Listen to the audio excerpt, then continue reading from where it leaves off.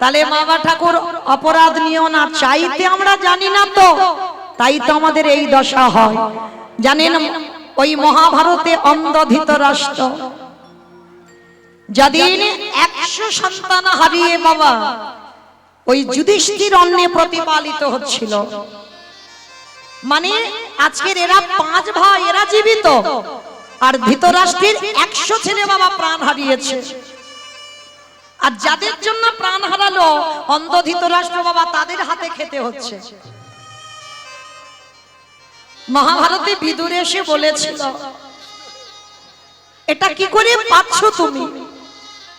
যাদের জন্য তোমার সন্তান হারালো, যাদের জন্য সন্তান হারিয়ে একাকী হয়ে গেলে, এখনো ইচ্ছা হচ্ছে এই অট্টালিকাতে থাকতে, এখনো ইচ্ছে করছে তোমার ওদের এই রাজপ্রাসাদে বসে রাজভোগ সেবা করতে। এতটুকু কি হৃদয়ে ত্যাগ আসেনি যে যাদের জন্য আজকের আমার 100 ছেলে চলে গেল, আমি কিসের জন্য এই অট্টালিকাতে আমি থাকবো? সব ত্যাগ করে দাও। তা বিদুরের কথাগুলো বাবা অন্ধ ধৃতরাষ্ট্র শুনেছিল। আর প্রত্যেক দিন যুধিষ্ঠির মহারাজ তো বড় ধার্মিক, এতটুকু সময়ের জন্য বাবা জ্যাঠামশাইকে বুঝতে দেয়নি যে তার 100 ছেলে আর নেই। মানে যুধিষ্ঠির এতটা যত্নে রেখেছিল যাতে বুঝতে না পারে যে আমার জ্যাঠামশাইয়ের নিজের 100টা ছেলে নেই। যত্ন আহ্বান নিজের হাতে যুধিষ্ঠির করত। তো আজকে যুধিষ্ঠির বাবা সন্ধ্যাবেলায় জ্যাঠামশাইকে খেতে দিতে এসেছে। জেঠু, ও জেঠু ঘুমাচ্ছ? জেঠিমা জ্যাঠামশাই বসে আছে। যুধিষ্ঠির এসে পাত্র দুটো দিয়েছে, জেঠু প্রসাদ পাও। এতদিন যে কথা বলেনি ধৃতরাষ্ট্র এবার বলছে, খোকা একটা জিনিস চাইবো, আজকের একটু দিবি বাবা? বলো জেঠু। তুমি যদি বলো আমার প্রাণ দিয়ে দিতে, আমি কথা দিলাম, আমি তোমার সামনে দাঁড়িয়ে আমি আমার প্রাণ দিয়ে দেব। বলো তুমি আমার কাছে কি চাও? আমি জানি জেঠু তোমার কষ্ট, আমি বুঝি, আমি অনুভব করি। বলো। না রে বাবা, তোর প্রাণ দিতে হবে না, কারণ তুই চলে গেলে কি আমায় দেখভাল করবে? শোন না, তোদের কাছে তো কৃষ্ণ থাকে, একবার মায়েরা কথা নয়, এই জায়গাটা খুব মন দিয়ে শুনবেন। অন্ধ ধৃতরাষ্ট্রের শেষ পরিণতির কথাগুলো যুধিষ্ঠিরকে বলছে, একবার তোদের সঙ্গে তো কৃষ্ণ থাকে, কৃষ্ণকে একবার আমার কাছে আসতে বলবি বাবা। যুধিষ্ঠির বলছে, ঠিক আছে জেঠু, আমি কথা দিলাম, আমি গিয়ে কৃষ্ণকে বলবো যে আমার জেঠু তোমাকে একটু দেখতে চেয়েছে, তুমি যাও। অমাইরা এদিকে এদের কথা হচ্ছে, আর ওদিকে তো ভগবানের কানে চলে গেছে আওয়াজ।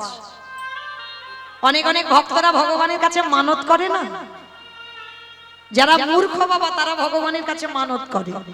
জ্ঞানী ভক্তরা জীবনে ভগবানের কাছে কোনোদিন মানত করে না। ভালো করে আপনাদের বিবেক কি বলে, ভগবানের কাছে মানত করতে লাগে? তিনি যদি অন্তর্যামী হয়, তুমি মনে মনে কি বলছো সেটা ভগবান শুনতে পায় না? তাহলে কিসের জন্য ঝোড়া ঝোড়া কথা বলতে হবে? ঠাকুর আমার ছেলের যেন ভালো হয়, আমার স্বামী যেন ভালো হয়, আমার ছেলের যেন রেজাল্ট ভালো হয়, একটা চাকরি যেন পায়, আমার বউ যেন ফিরে আসে, বলে না? মানত করে না কেন? মানত করবো কেন? মনের কথা সে তো সব জানে, বলার কেউ দরকার নেই, শুধু ডাকার মতো ডেকে যাও। কিভাবে গৌর নিতাইকে ভালোবেসে পুত্র রূপে যে তাকে পেল, লীলাটা শুনলেই মা বুঝতে পারবেন যে সংসার জীবনে থেকে কি ভজন করে ভগবানকে পাওয়া যায় না? খুব পাওয়া যায়। ডাকার মতো যদি ডাকা যায়, ভালোবাসার মতো যদি বাসা যায়, তাহলে বাবা নিতাই গৌর ওই পাথরের বিগ্রহ নয়, নিতাই গৌর তোমার কাছে তোমার সন্তান হয়ে ধরা দেবে। তাহলে ভালোবাসাটা কিরকম করতে হবে আজকে লীলার মধ্যে প্রকাশ পাবে। তো চলেন, লীলাটা হচ্ছে শুরুটা নদিয়া জেলায় উলা গ্রাম। আর এই নদিয়া জেলায় উলা গ্রামে বাবা মুখার্জি পরিবার। এই মুখার্জি পরিবারে বাবা জমিদার গিন্নিমা, যার নাম ছিল চন্দ্র শশী দেবী। এই চন্দ্র শশী দেবী অতুল সম্পত্তি ছিল, জমিদার মা তো। আর আগেকার দিনে জমিদার মানে বাবা বুঝতে পাচ্ছেন, সোনা দানা টাকা পয়সা মণি মানিক মানে কিছু অভাব নেই। কিন্তু মায়ের একটা অভাব ছিল।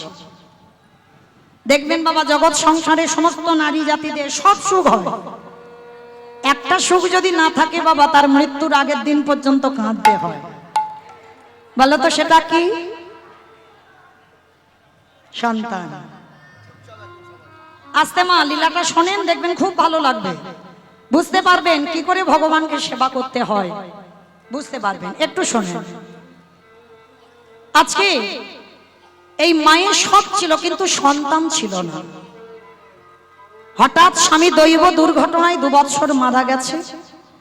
দাস দাসীরা, কাজের মেয়ে ছেলে অনেক রয়েছে, কিন্তু থাকলে কি হবে, মা যে একা হয়ে গেছে। যদি একটা সন্তান সন্ততি থাকতো তো মা সময় কাটতো, কিন্তু তাও তো নেই। 2 বছর স্বামী মারা গেছে। ঠিক দুপুরবেলা বারান্দায় বসে বসে মা আজকের কাঁদছে। হঠাৎ ওই নবদ্বীপ থেকে বাবা কতগুলো ভক্ত মিলে দল বেঁধে সবাই যাচ্ছে বাবা হরি নাম শুনতে। মানে উলা গ্রামে একটা হরি বাসর তৈরি করেছে, যেমন এই আমার বাবা ঠাকুর কীর্তন করাচ্ছেন প্রতি বছরের ন্যায়, আপনারা ছুটে এসেছেন। ঠিক এই রকম দূর দূর থেকে ভক্তরা সবাই আসছে হরি নাম শুনবে বলে।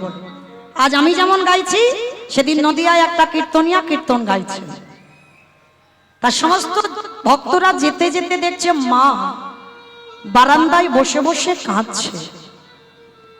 আর যখন বারান্দায় বসে কাঁদছে, সমস্ত মেয়েরা বলা বলি করছে, হ্যাঁ দিদি চল না, আমার মনে হয় মায়ের মনটা বড় ভালো নেই, মা দেখ কেমন কাঁদছে।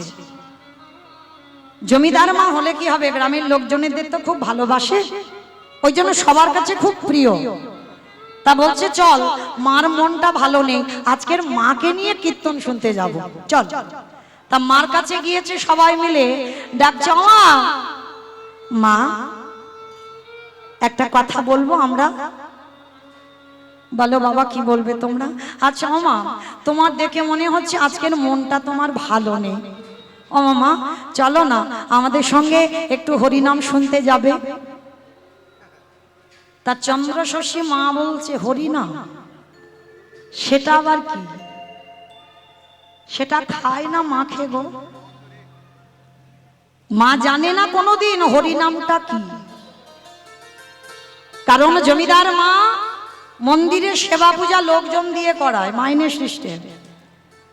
বাসন মাজার লোক আলাদা, জামা কাপড় কাচার লোক আলাদা, রান্না করার লোক আলাদা, এমনকি ঠাকুরটাও সেবা দেয় সেটাও লোক রেখে, মানে মা কোনোদিন এসব যায় না। তাই আজকের হরিনামটা যে কি মা জানে না, তাই বারে বারে বলছে ওই হরিনামটা আবার কি, খায় না মাকে। তা গ্রামের লোকরা হেসে বলছে ও মা খায় না মাকে, তুমি শুধু আমাদের সঙ্গে যাবে, আর আমাদের সঙ্গে গিয়ে তুমি একটু আমাদের কাছে বসে থাকবে।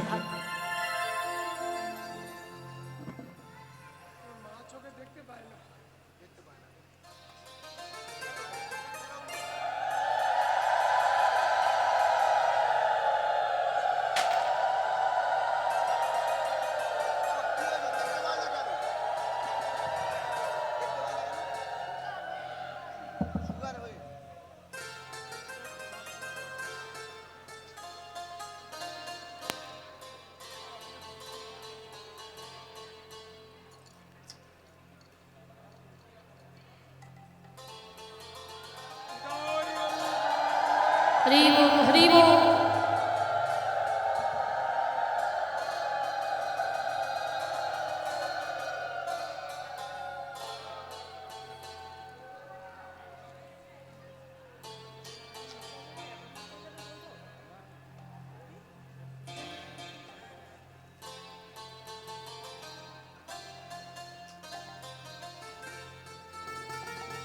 জয় রাধে।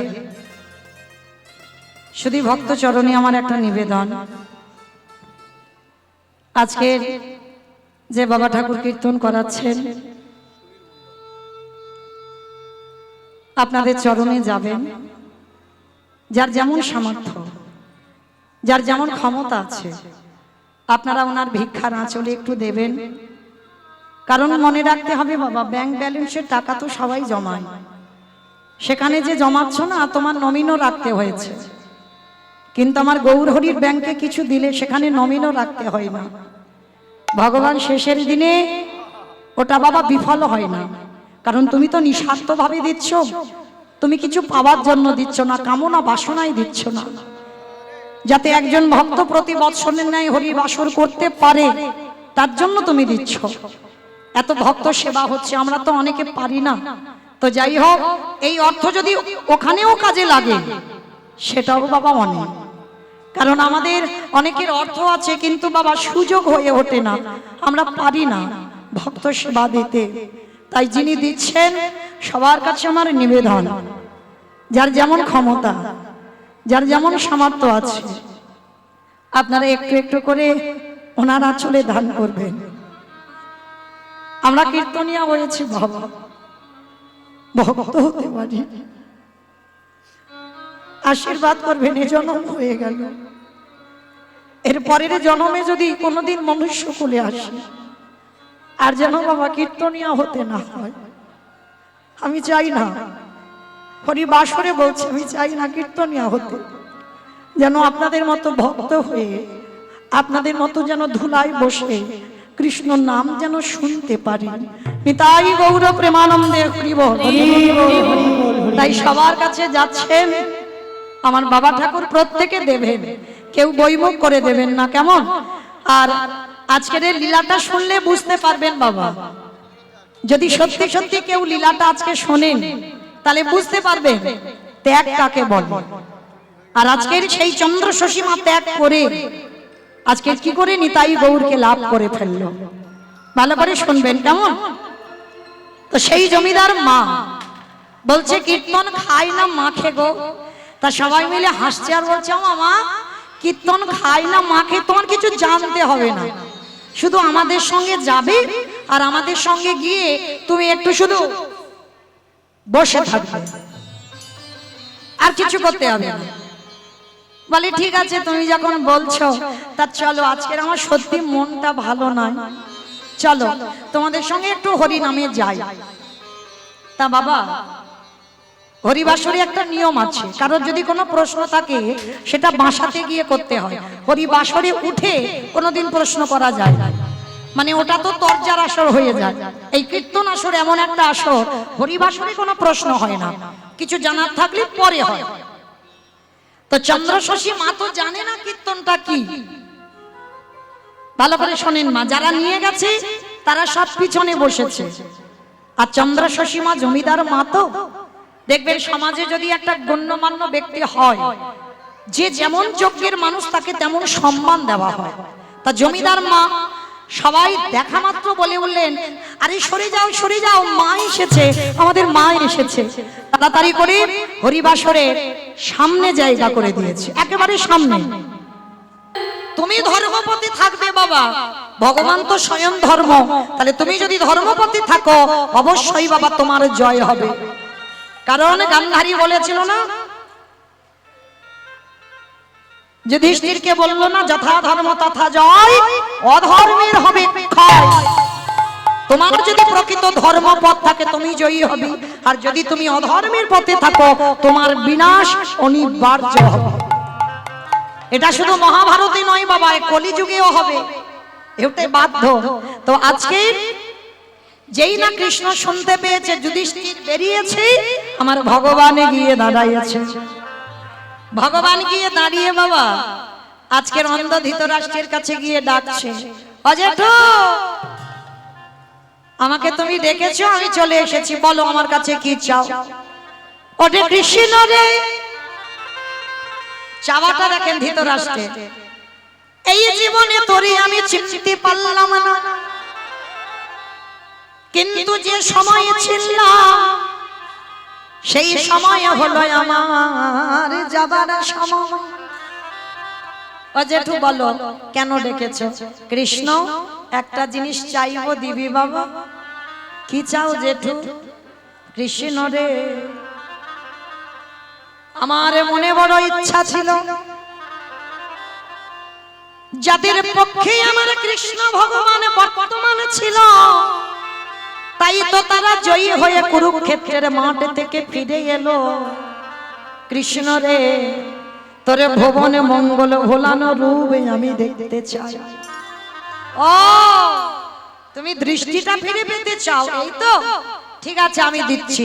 তার মানে তুমি পৃথিবীর আলো দেখবে না? পৃথিবীর আলোর জন্য নয়, যার সঙ্গে আমার 5টা ছেলে ছিল, একবার আমি তার রূপ দর্শন করব। ঠিক আছে আমি দিচ্ছি, এক্ষুনি দেব। এইবারে ভগবান করুণার হাত নিয়ে যেই না অন্ধ ধৃতরাষ্ট্রের চোখে বুলিয়ে দিল, ধৃতরাষ্ট্রের দৃষ্টি শক্তি ফিরে পেল, সাক্ষাতে দর্শন করল আমার কৃষ্ণ দয়াময় দাঁড়ায় আছে। দর্শন করা মাত্র কৃষ্ণ আর একটা জিনিস চাইবো দিবি বাবা। কি জিনিস জেঠু? এই তো চোখ চাইলে চোখ দিলাম, দৃষ্টি দিলাম, আলো বাতাস দেখলে আবার কি দেখবে? কৃষ্ণ রে আর একটা জিনিস বলো, কি জিনিস? দে দে আমায় অন্ধ করে দেবা। আমার এমন নয়,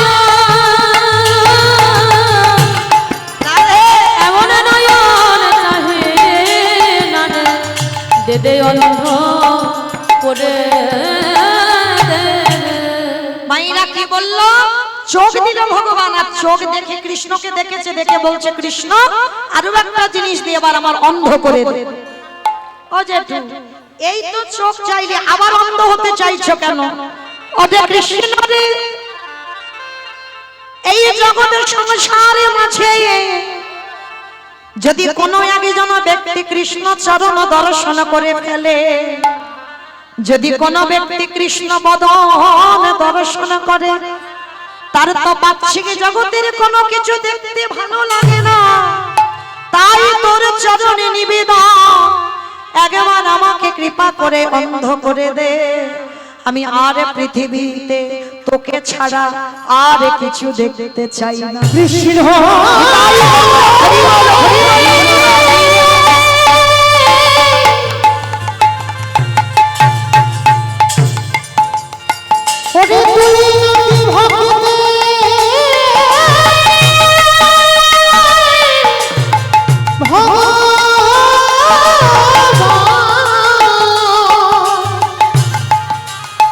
আমি অন্য কিছু চাই না। সেই অন্ধ ধৃতরাষ্ট্র শেষের সময় আজকের বাবা সর্বস্ব ত্যাগ করে আজকের চলে গেল বনবাসে। আর সহধর্মিনীর কর্তব্য কোনো কৈফিয়ত নয়। হরি বল। টাকা কাটেন বাবা, কাউকে আসরে আসতে দেবেন না। জয় রাধে। সবার কাছে নিবেদন, হরিবাসরে কেউ আসবেন না, এইটুকু আমার বিনীত নিবেদন। আসতে দেবেন না বাবা, আসতে দেবেন না। জয় রাধে। আজকে যেই না বাবা সেই অন্ধ ধৃতরাষ্ট্র সর্বস্ব ত্যাগ করে শেষের দিনে অন্তিম সময় গান্ধারীকে সঙ্গে নিয়ে বাবা বনবাসী হলো, আর শেষে আগুনে পুড়ে বাবা প্রাণটা ত্যাগ হলো। তাহলে দেখেন সময় থাকতে ভজন করলো না, আর অসময়ে শেষের সময় গোবিন্দ রূপ দর্শন করে চলে গেল। তাহলে মনে রাখতে হবে বাবা, প্রকৃত যদি কেউ ডাকার মতো ডাকতে পারে, আমার ভগবান থাকতে পারে না। জগৎ সংসারে ভক্তের ডাকে ছুটে আসতে বাধ্য হয়। তাই কেহ বলে পুরমেতে রাম অবধিলা, কেহ বলে পুরমেতে। আস্তে মাইরা, এগুলো কোনো গান নয়, মহাজনী পদাবলী। আর বৈষ্ণব পদাবলী শুনতে গেলে ভগবানের জন্য সবাইকে একটু কাজ করতে হয়। মানে এই বৈষ্ণব পদাবলী শুনলেই বাবা এটা ভজন, মহাজনদের পদাবলী শুনলে বা গাইলে এটা ভজনের মধ্যে হয়ে যায়। তাহলে আজকের আমরা সবাই বাবা আজকের ভজন শ্রবণ করছি, কৃষ্ণ নাম শ্রবণ করছি, এটাও ভজন হয়ে যাচ্ছে। তাহলে কাজ তো করতে হবে। যদি আমার সঙ্গে গান গাইতে না পারেন তাহলে কাজ করতে হবে। কি কাজ? শঙ্খধ্বনি, উলুধ্বনি। আর যাদের যাদের দুটো হাত আছে, আমার আছে তো হাত, যাদের আছে কই একবার দেখিয়ে দাও। নিতাই গৌর প্রেমানন্দে। বেশ, কই এবার একটু উলুধ্বনি প্রেম সে। কেহ বলে পুরবেতে রাম রঘুবীরা, কেহ বলে গুণাবে আমার গুণারি, গুণা গুণারি।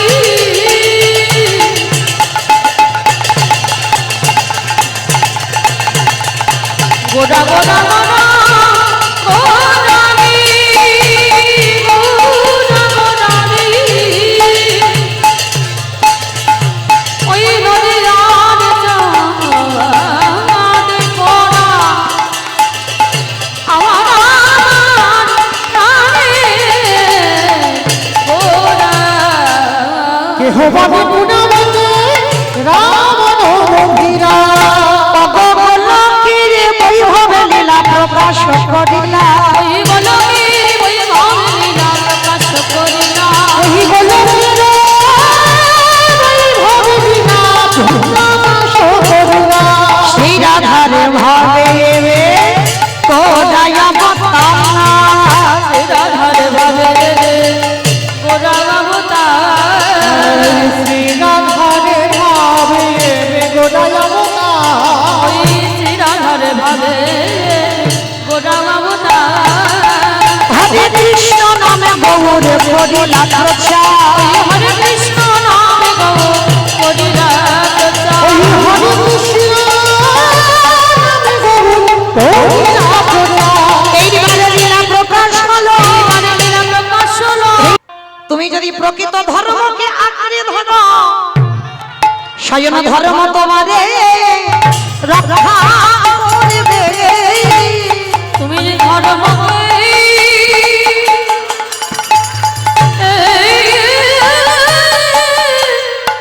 যদি আঁকড়ে ধরো,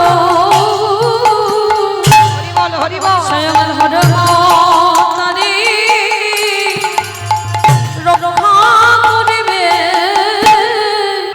ছুটতে ছুটতে সেই মাধবের কাছে এসে ভাণ্ডটা দিয়েছে। মাধব বলছে, এ কি পূজারি তুমি এখানে? চরণ দুটো ধরে বলল, ধন্য মাধব তুমি। এতদিন আমি সেবা পূজা করি, আমার জন্য গোপীনাথ চুরি করলো না, আজ তোমার জন্য জগতের মাটিতে চোর বদনাম নিল। আর ভক্তের জন্য ভগবান চুরি করে আজকে চোর হয়ে ভক্তের ক্ষুধা নিবারণ করলো। নিতাই গৌর প্রেমানন্দে। হরিবল হরিবল হরিবল। আর এরা এমনই একজন ভক্ত ছিল বাবা, গাছতলায় দিন কাটাতো। তো এদের ঘর ছিল না। পারবেন, জগতে এত এত বৈষ্ণবতা অর্জন করেছে, এত এত বৈষ্ণব পালন করছি, কেউ হতে পারিনি বাবা বৈষ্ণব। এরাই ছিল বৈষ্ণব। একটা গাছের তলায় একটা রাত কাটাতো, দ্বিতীয় রাত আর নয়। কেন? এই গাছেতে বাবা দুটো রাত যদি কাটিয়ে ফেলি, যদি গাছের প্রতি মায়া জন্মে যায়, বৈষ্ণব যারা হবে বাবা তাদের কোনো কিছুতে মায়া থাকবে না, কোনো কিছুতে মোহ থাকবে না, কোনো কিছুতে লালসা থাকবে না। তো এরাই মাধবেন্দ্রপুরী, এরাই ছিল বাবা বৈষ্ণব। সর গোস্বামী, সনাতন গোস্বামী, রূপ গোস্বামী, এরা একটা গাছের তলায় একটা রাত কাটাতো, দ্বিতীয় দিন আর নয়। কেন? মায়া পড়ে যাওয়ার ভয়। হরিবল। তাহলে আজকে সেই শ্রীধর দূরে দাঁড়িয়ে আছে মোচাটাকে নিয়ে। দাদা নিতাই চাঁদ সবার মাঝখান থেকে ছুটে গেছে। ও মাইরা, এই সামনে বসতে লাগে না, যে ভগবানের সামনে বসলে আমার ভগবান দেখতে পাবে, আর আমি দূরে থাকলে ভগবান দেখতে পাবে না। হ্যাঁ, তিনি তো অন্তর্যামী গো। নিরজনে বসে ভজন করতে হবে, তবে তো তার ডাকটা শুনতে পাবে। তা মাধবেন্দ্রপুরী, হরিবল। শ্রীধর পণ্ডিত যেই না বাবা মোচাটাকে নিয়ে কাঁদছে, ছুটতে ছুটতে গিয়ে দাঁড়িয়েছে নিতাই চাঁদ। শ্রীধর, আমার ভাই নিমাই তোমাকে ডেকেছে। প্রভু ডেকেছে আমার? তাড়াতাড়ি করে বাবা মোচাটাকে বুকে করে নিয়ে ছুটতে ছুটতে একেবারে গৌর চরণে গিয়ে আছাড় খেয়ে পড়ল। গৌর হরি হাত দুটো ধরে বলছে, অসিতা সবাই তো কত কত ভালো খাবার এনেছে আমাকে খাওয়াবে বলে, তুমি কিছু আনোনি? শ্রীধরে পুটলিটা লুকিয়ে নিচ্ছে। কি লুকাচ্ছ? দেখি দাও পুটলিটা। না গৌর হরি, এতে কিছু নেই। তুমি তো জানো আমি দিনহীন পথের ভিখারি কাঙাল, তোমাকে দেবার মতো কিছু নাই। কি দেব বলো তোমায়? কই দেখি তো পুটলিটা দাও। জোর করে আমার নিমাই কেড়ে নিয়েছে। আর কেড়ে নিয়ে পুটলিটা যখন খুলেছে না, দেখে না একটা কাঁচা মোচা নিয়ে এসেছে। গৌর হরি শ্রীধরকে বুকে ধরে বলল, শ্রীধর এই বস্তু যেই আমার বড় প্রিয় বস্তু, তাই আজ জগতের সামনে আমি কথা দিলাম, আজ আমি বৃন্দাবনে যাব না। তুমি নিজের হাতে মোচা রান্না করে তুমি নিজের হাতে আমায় খাইয়ে দেবে, তারপরে আমি বৃন্দাবনে যাত্রা করব। গৌর হরি, তুমি আমার জন্য আজকে যাবে না? না, তোমার হাতের এই প্রেম ভক্তি ভালোবাসা মাখানো এটা রান্না না করে দিলে আমি যাব না। শ্রীধর রন্ধন করে আমার প্রভুর বদনে তুলে দিয়েছে। প্রভু সেবান্তে এইবার বলছে, বলো বলো শ্রীধর, ওই নদী আর মাটিতে যে তোমার কাছে বাজার করে খেতাম, বলো কত টাকার বাজার হয়েছে? আজ তোমার সমস্ত বাজারের টাকা মিটিয়ে দেব। হরি বল। এতদিন পরে নিমাই বলছে, এবার তোমার বাজারে যত যত টাকা হয়েছে এবার আমি সব মিটিয়ে দেব। বলো ক টাকার বাজার করে খেয়েছি? শ্রীধরে গৌরের চরণের হৃদয়ে ধরে বলল, হে গৌর হরি, সত্যি যদি তুমি আমার ওই বাজারের নাম দিতে চাও,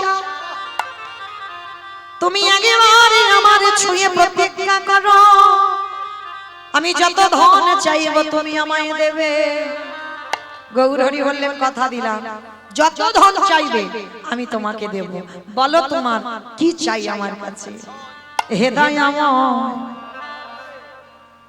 এই সংসারের পাকে পড়ে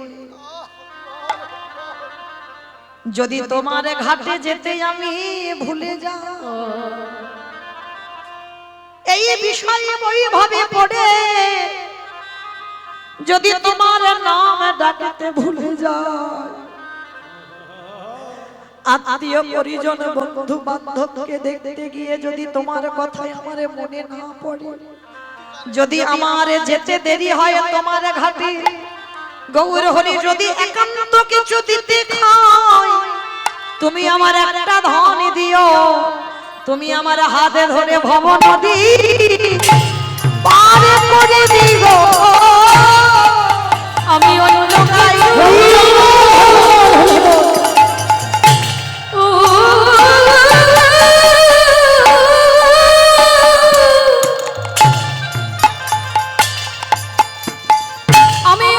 কিছু নানা চাহি না,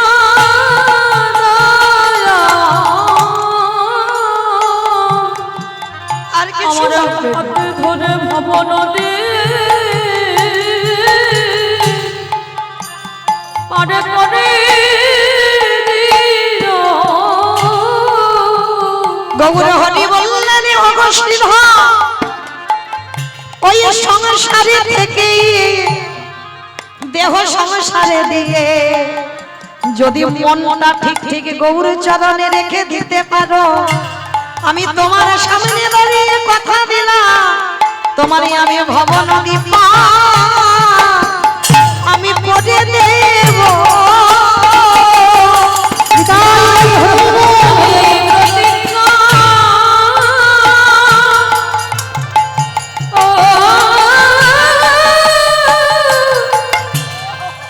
আমি মনে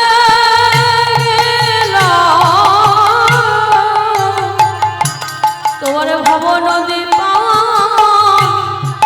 পারে করে দেব। আস্তে। আর আজকের আমি যেমন গাইছি, সেদিন কীর্তন আসরে কীর্তনিয়া কীর্তন গাইছে। আর কীর্তন গাইতে গাইতে বাবা কীর্তনিয়া ওই 5টা রসের কথা বলছে।